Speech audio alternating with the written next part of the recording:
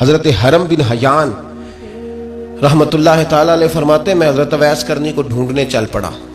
ڈھونڈنے بھی اسے نکلا جسے کسی نے نہیں ڈھونڈا اور جو کبھی کسی کو نہیں ملے. حضرت اویس کرنی، یہ فکرہ کسی درویش نے نا حضرت اویس کرنی کے لیے کہا. یہ فکرہ پورا فٹ انہیں پہ آتا ہے. اسی کسی دے کچھ نہیں لگتے تے نہ کوئی ساڈا دردی، کوئی جرانہ نہیں، کوئی دوستانہ نہیں. حضرت اویس کرنی کا مزار بھی کنفرم نہیں کہ کدھر ہے. بس اسی کسی دے کچھ نہیں لگتے. کیا ضرورت ہے؟ بس ٹھیک ہے، اپنا جو ہے انداز سارے زمانے سے علیحدہ کر کے رکھا انہوں نے، علیحدہ، الگ تھلگ. تو حضرت خواجہ اویس کرنی کو ڈھونڈتے ڈھونڈتے کہتے ہیں میں گیا، کرن گیا. حضرت حرم بھی نہیں، یہ داتا صاحب نے اس کو لکھا ہے. فرماتے ہیں میں گیا تو مجھے لوگوں نے کہا وہ تو حج کرنے چلے گئے. کہتے ہیں جب میں مکے گیا تو میں نے لوگوں سے پوچھا اویس کرنی آئے تھے؟ کہنے لگے ہم تو نہیں جانتے.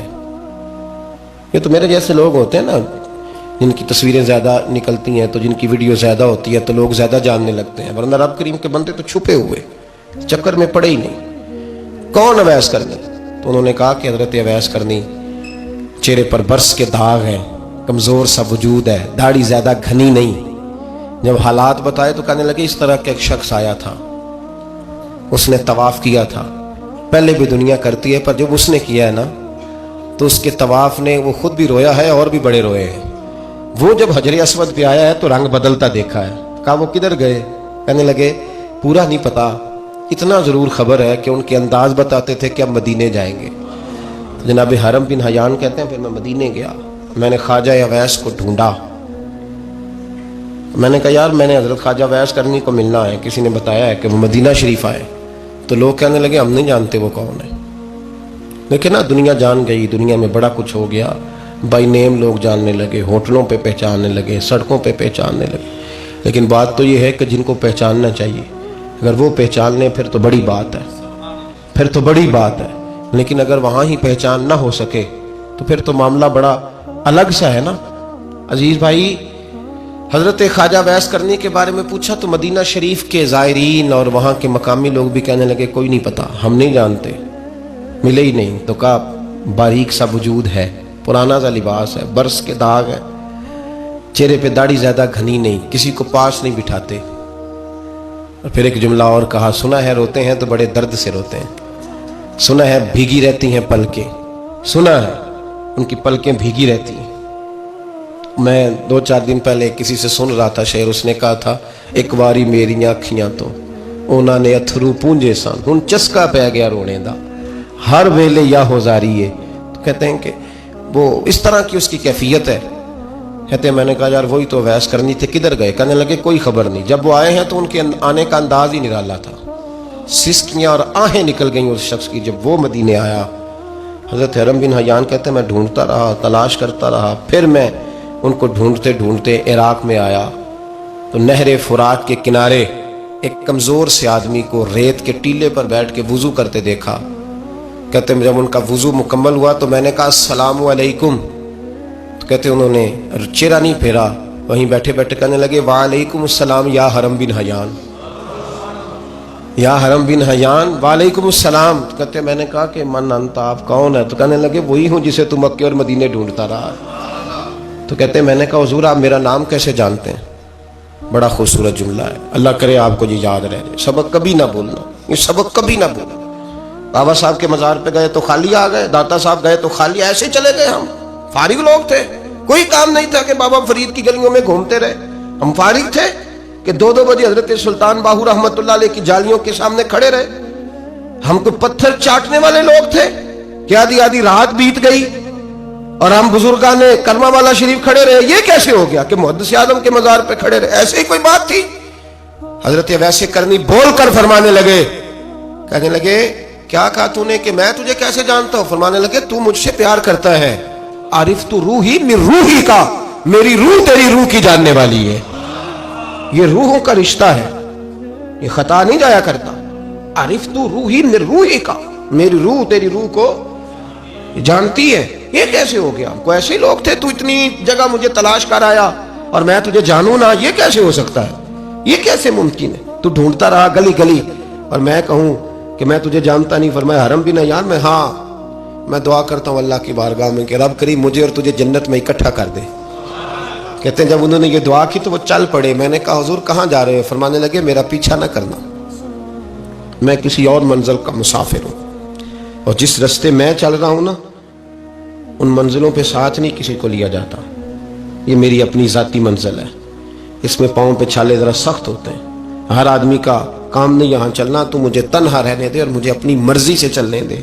کہتے میں نے منت کی تو کہنے لگے بس تو نے جد و جہد بڑی کی تھی تو تیرے ساتھ ملاقات کر لی, تجھے پہچان لیا, تیرے ساتھ بات کر لی, ورنہ میں کہہ چکا ہوں اسی کسے دے کچھ نہیں لگ دے. اسی لیے میں نے حضرت غالباً امام شورانی رحمۃ اللہ علیہ کے حوالے سے پڑھا ہے کہ قیامت کے دن جب حضرت ویسے کرنی جنت میں جائیں گے تو ممکن ہے اس وقت بھی لوگوں کو دیدار نہ کرایا جائے, بلکہ امام شورانی کہتے ہیں اللہ 70,000 فرشتے ان کی شکل کے پیدا فرمائے گا اور ان کے جھرمٹ کے اندر چھپا کے انہیں جنت میں داخل کرے گا.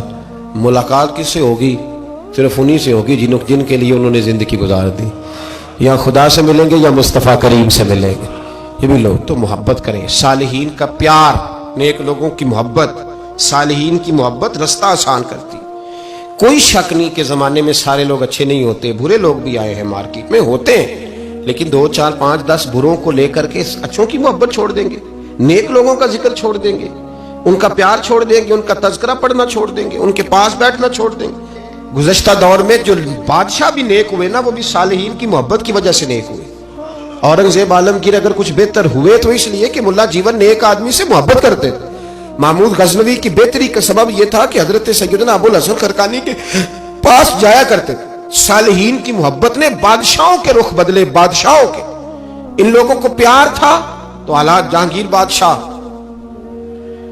جایا کرتا تھا خواجہ اجمیر کے آستانے پر, تو لوگ کہتے ہیں کہ بڑے سخت دنوں میں بھی ہم اس کی آنکھوں میں آنسو دیکھا کرتے تھے. درد والی جگہ پہ جاتے تھے نا لوگ تو درد مند ہو جاتے. اس لیے صالحین کا پیار کبھی نہ چھوڑے, کبھی نہ چھوڑے. میرے بھائی کپڑوں پہ مٹی پڑ جائے نا تو کپڑے دھوئے جاتے ہیں, اتار کے پھینکے نہیں چاہتے. چیزیں غلط ہو جائیں تو گرد جھاڑی جاتی ہے. اس نظام کو چھوڑا, صالحین کا پیار کبھی نہ چھوڑنا, کبھی نہ چھوڑنا. رب کریم کے بندوں کی محبت اللہ تبارک و تعالیٰ کے قریب کرے گی آپ کو. اللہ کے بندوں کی محبت آپ کے اندر جلوے پیدا کرے. اور اگر آپ ان کو پڑھیں گے, میں جب پاک پتن شریف جاتا ہوں یا کسی مزار پر میں کھڑا ہوتا ہوں نا تو وہ جو حالات پڑے ہوتے ہیں نا ان بزرگوں کے, وہ سامنے آتے ہیں کہ یہاں خواجہ نظام الدین محبوب الہی تشریف لائے. دیکھیں نا, اگر کوئی بندہ سوچے تو ہو سکتا ہے کہ اس کا کلیجہ پھٹنے کو آئے. جب خواجہ نظام الدین صاحب کہتے ہیں کہ جو باب جنت ہے نا بابا فرید صاحب کا, کہتے ہیں ایسی باب جنت نہیں. فرماتے ہیں جب بابا صاحب کا وصال ہوا تو بابا صاحب وہیں لیٹے ہوئے تھے جہاں آج ان کی مزار ہے, اور ان کے سرانے بالکل جس جگہ کو لوگ باب جنت کہتے ہیں وہاں میں نے رسول پاک کو کھڑے ہوئے دیکھا ہے. اب کوئی آدمی حضور کی خوشبو محسوس, اس کا ایک ارادہ بن گیا نا کہ یہاں حضور کھڑے تھے, اس پر کیفیت کیا طاری ہوگی, اس پر انداز کیا ہوگا, اس پر وارد کیا ہوگا, وہ کہاں پہنچ جائے گا 1-2 منٹ کے اندر. تو یہ تو اس وقت ہے جب اس کے محسوسات ہوں گے, جب وہ نظریاتی طور پر اس بات سے متفق ہوگا, جب وہ خوشبو محسوس کرنے کی صلاحیت رکھتا ہوگا.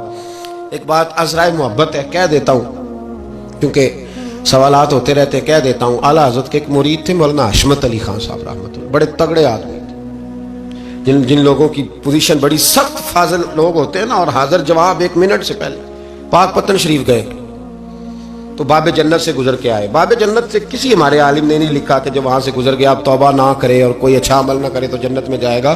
بس یہ کہا کہ ایک دروازہ ہے جہاں خواجہ نظام نے حضور علیہ السلام کو کھڑے دیکھا, گزر جائے کوئی تو الحمدللہ اس کے لیے ایک برکت ہے. لیکن کسی شخص نے یہ نہیں کہا کہ اب وہاں سے نکل کے آ جائے اور معاذ اللہ جھوٹ بولے, جو مرضی کرے اور کہے میں جنتی ہو گیا. یہ مانا کسی بندے نے بھی بیان نہیں کیا. ہاں وہاں سے گزر کے آئے, سچی توبہ کرے, بعد میں اپنے اعمال پہ محنت کرے, اللہ اسے برکت عطا کرے گا. فرماتے میں پاک پتن شریف سے ہو کے آیا, رش بڑا تھا, اس کے ایام تھے, تو باب جنت سے گزر کے آیا تو میں بس کی چھت پہ بیٹھ گیا. کچھ اور لوگ بھی تھے, تو ان میں سے کچھ ایسے صاحبان بھی تھے جن کو بیماری ہوتی ہے چھیڑ کے رکھنے کی, کوئی نہ کوئی بات کیے رہتے ہیں, یہ ہو گیا تو وہ ہو گیا. کہتے ہیں انہوں نے بات چھیڑ دی, مولانا کہاں سے آ رہے ہو؟ تو میں نے کہا پاک پتن شریف. تو کہنے لگے کہ آپ وہ بہشتی دروازہ جس کو کہتے ہیں باب جنت, وہاں سے بھی گزرے ہیں؟ کہنے لگے الحمدللہ, لائن تو بڑی لمبی تھی پر موقع مل ہی گیا ہے, گزر گیا ہوں وہاں سے. تو کہتے ہیں مجھے سونگنے لگ گئے. کہنے لگے پھر تو آپ جنتی ہو گئے ہوں گے, پر آپ کے پاس سے جنت کی خوشبو نہیں آ رہی. تنزیہ انہوں نے کہا, تنزیہ تو کہتے ہیں انہوں نے طنز کیا تو مجھے بھی حق حاصل تھا، جواب دار جواب کی تو اجازت ہونی چاہیے نا. میں نے کہا مولانا کیوں آپ کیوں سونگ رہے ہیں؟ کہنے لگے میں نے حدیث پاک میں پڑھا ہے کہ جنتی 500 سال بھی دور ہوگا تو اس کے پاس سے خوشبو آئے گی، یعنی 500 سال لگیں گے ابھی اس تک تو پھر بھی جنت کی خوشبو آئے گی، تو آپ سے تو کوئی نہیں آ رہی. کہتے ہیں میں نے ان سے کہا آپ نے ایک حدیث پڑھی ہے، اگلی بھی پڑھ لینی تھی. حضور نے فرمایا جہنمی کو جنت کی خوشبو کوئی نہیں آئے گی. یہ نہیں پڑھی آپ نے حدیث، یہ نہیں نظر سے گزری؟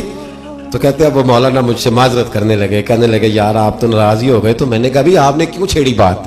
میں نے آپ سے کوئی ڈسکس کیا؟ آپ نے پوچھا کہاں سے یار، پھر آپ ہی نے کہہ دیا کہ وہاں سے گزرے کہ نہیں جنتی دروازے سے، پھر آپ نے ہی اعتراض کر دیا. تو پھر ہمیں اتنا تو حق حاصل ہے نا، ہم آہ بھی کرتے ہیں تو ہو جاتے ہیں بدنام، اور تم قتل بھی کر دو تو چرچا نہیں ہوتا. ہمیں بھی تو حق حاصل ہے نا، اتنا تو جواب در جواب ہم دے سکتے ہیں. تو بھائی اس لیے صالحین کی محبت کبھی نہ چھوڑیں، اللہ کے بندوں کا پیار کبھی نہ چھوڑیں. کسی بزرگ کا ذکر ہو، کسی صحابی کی بات ہو، اہل بیت نبی، حتیٰ کہ انبیاء کرام علیہ السلام، اللہ کے انبیاء کی محبت، ان کی تعظیم، ان کا اکرام اپنے دل میں بٹھائیں، اس کو جگہ دیں. یہ تکمیل ایمان کے لیے بڑا ضروری ہے. فقط استکمل الایمان کے لفظ آئے حدیث میں. اگر تکمیل ایمان چاہیے، اللہ کی رضا کے لیے لوگوں سے محبت کرنی چاہیے. اللہ عمل کی توفیق عطا فرمائے.